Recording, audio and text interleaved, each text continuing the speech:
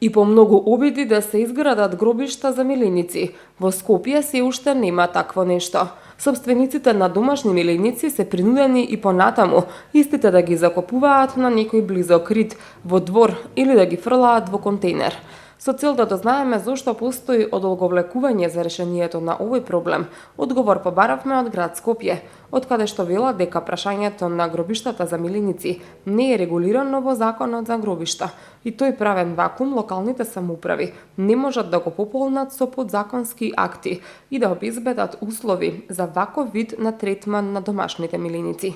Решавањето на овој проблем не само што ќе олесни емоционалната загуба на собствениците на домашните милиници, туку ќе значи и решавање на еден голем еколошки проблем.